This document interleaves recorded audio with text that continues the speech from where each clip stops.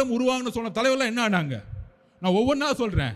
மதிமுக தலைவர் வைகோ அவர்கள் கட்சி ஆரம்பிக்கும் போது திமுகவுடைய பல பிரச்சனைகள் சொல்லி ஏற்றினார். இன்னைக்கு 4 சீட்டு, அதுலயும் 3 சீட்டு உதயசூரியனா, 1 சீட்டு அவங்களோட சொந்த சிம்பிளா. இது என்ன கூட்டணி நமக்கு ஒன்றும் புரியவே இல்லை.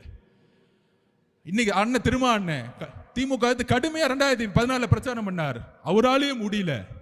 கடைசியில் அங்க கூட்டணி. இது மாதிரி எல்லா தலைவர்களும் இன்க்ளூடிங் அண்ணன் கமலஹாசன் அண்ணன் கட்சி ஆரம்பிச்சு டிவி எல்லாம் உடைச்சாரு. ஆனால் அவராலேயும் முடியல. நம்ம அவரை நம்ம சிறுமைப்படுத்தல.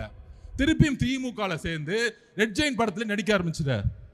அப்ப எல்லாரும் ஓபிஎஸ் அண்ணன் முதலமைச்சரா இருந்தவர், அம்மா கூட விசுவாசி முதலமைச்சரா இருந்தவர், 3 தட்டி முதலமைச்சரா இருந்தவர். இன்னைக்கு ஸ்டாலின் சார் சேர்ந்துட்டார். அப்ப அவங்களுடைய பணபலத்தை பாருங்க. எல்லாரையும் விலை கொடுத்து வாங்கலாம், எல்லாரையும் மிரட்டலாம்.